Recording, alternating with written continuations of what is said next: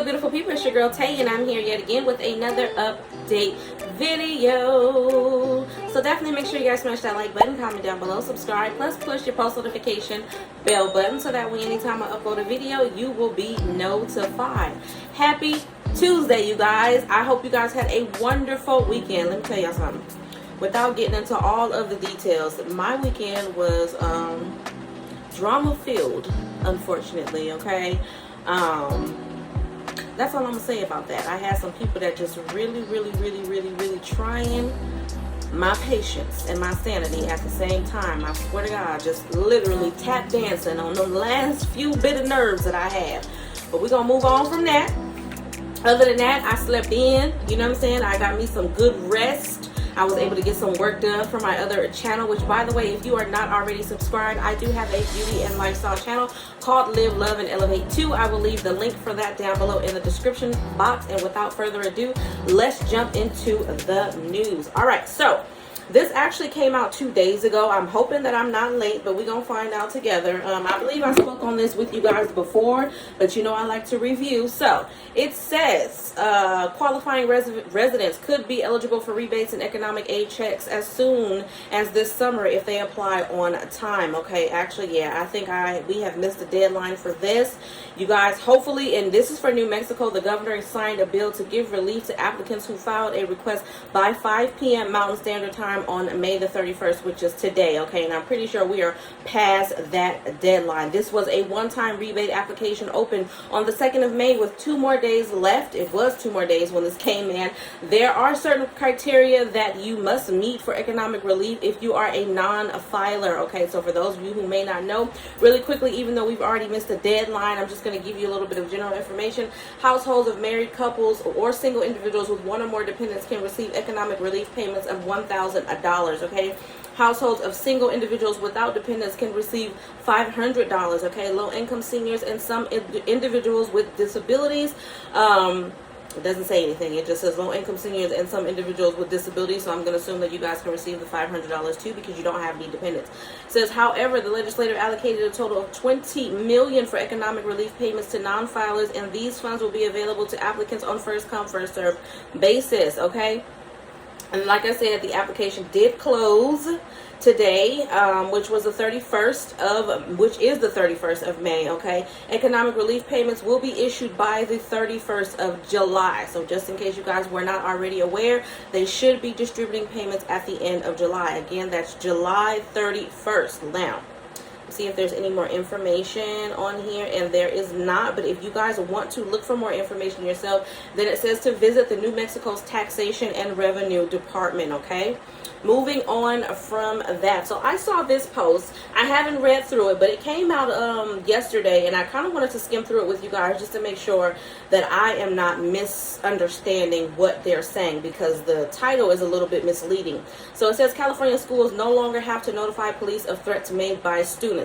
Now, this is supposedly in response to that really horrible situation with the shooting in Texas. Okay, it says Bradford is seeking to create a safer school environment with SB 1273 by citing the removal of school police from Los Angeles Unified School District. Bradford has no children of his own. Of course he doesn't.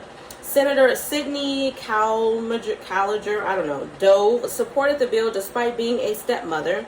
It is one thing to be disruptive in your class, not intending to use anything that you may have in your locker, on your person, in your book bag, said Calliger.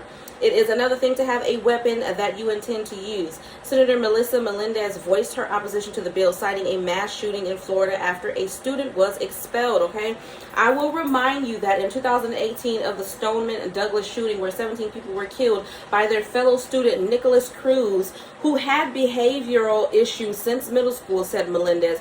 He was transferred 6 times to address the issues. On February 14th of 2018, expelled student entered Parkland, Florida's majority Stoneman Douglas High School and opened a fire. He actually ended up taking the lives of 17 people while also wounding 17 more in what became at the time the deadliest shooting at high school in the United States history, okay? Dressed in a maroon shirt adorned with the school logo, Nicholas Cruz exited his Uber outside the campus at approximately 2:19 p.m. He approached the school wearing a backpack filled with magazines and carrying a black duffel packed with his legally purchased AR-15 semi-automatic, okay?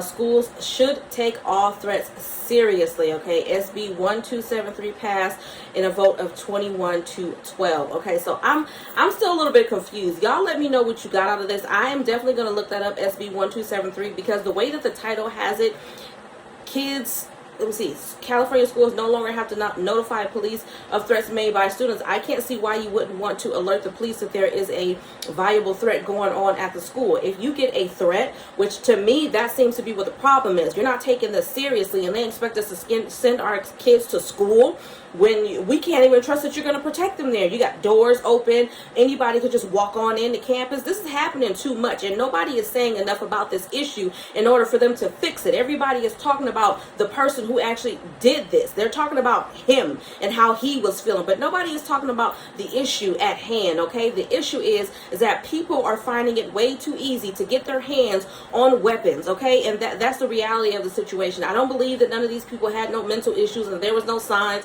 and oh, I just didn't know, and he's never acted out like that before. There are always signs, okay? I am so tired of that. And again, why are we giving so much publicity to these people who are actually committing the crimes instead of trying to fix the issue so we won't have these types of stories on the news in the first place? That's just my personal opinion, but y'all know I like to give it to you real and raw, okay? But yeah, I'm not understanding why. It says, again, let me read the opening statement of this article. It says, Bradford is seeking to create a safer school environment with SB 1273 by citing the removal of school police from Los Angeles Unified School District. Why would you want to remove the police?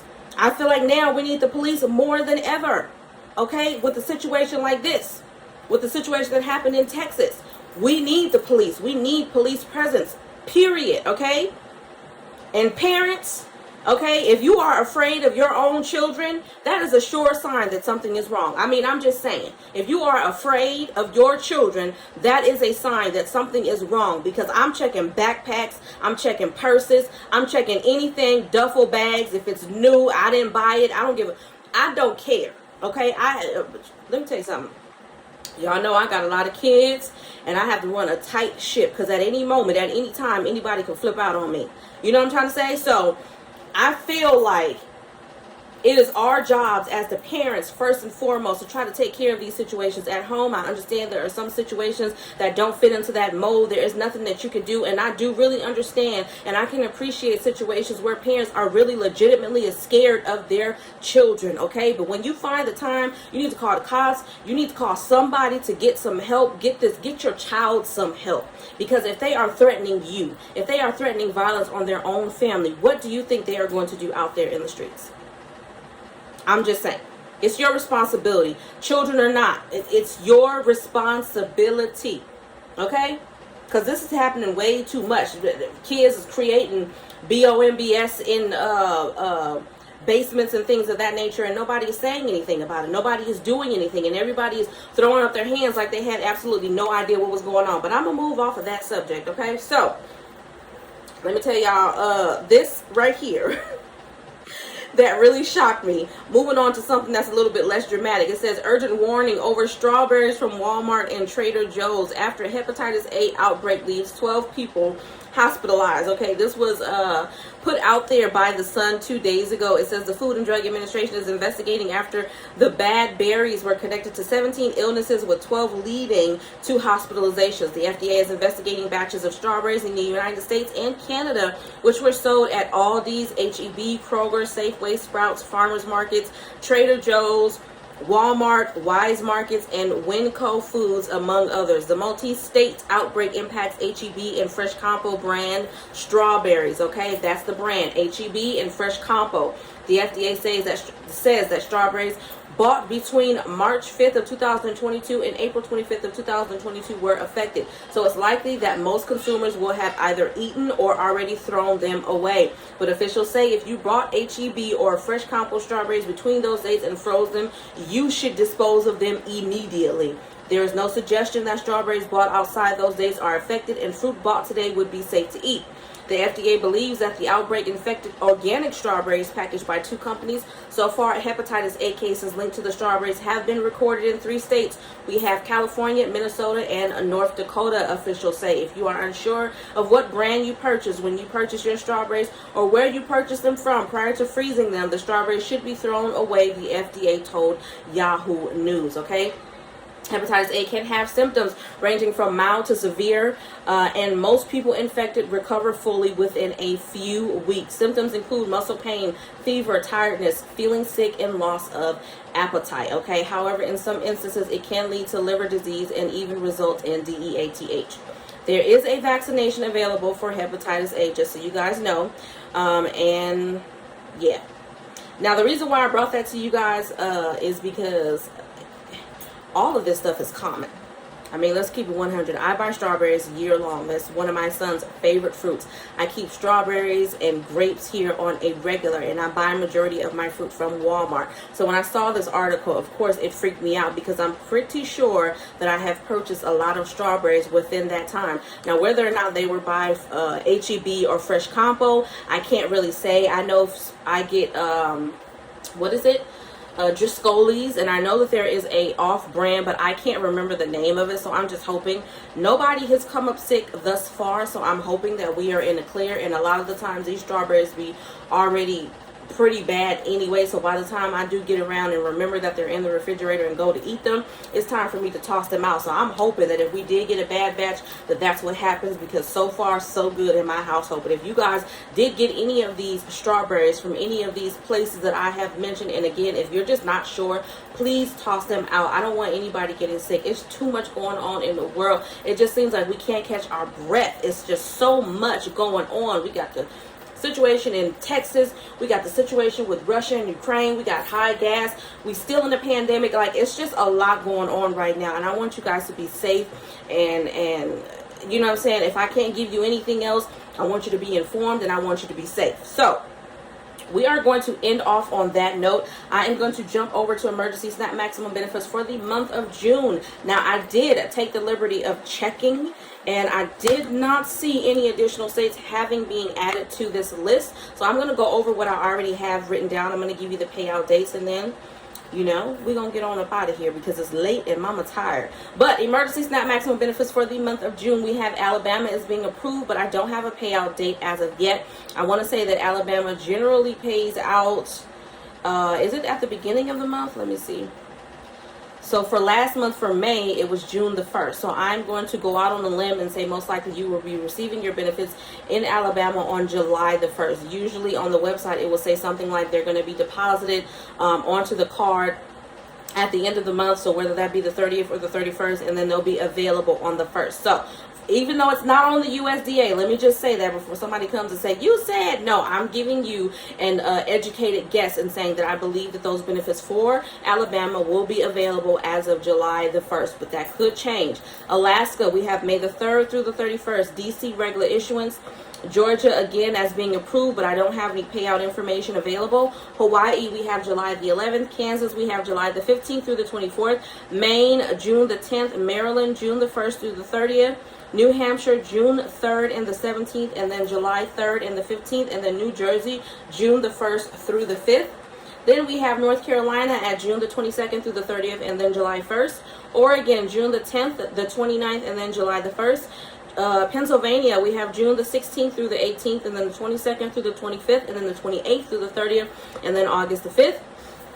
Then we have Rhode Island at June the 3rd. We have South Carolina at June the 1st through the 19th. We have Virginia at June the 16th. Washington, June the 2nd through the 20th. West Virginia, June the 7th and July 13th. Wisconsin, June the 11th and then August 13th. And then we have Guam is being approved, but again, no payout information. And that is it, you guys. So I hope this information was in some way helpful or useful to you guys in the least little bit. Do me a favor if you haven't already.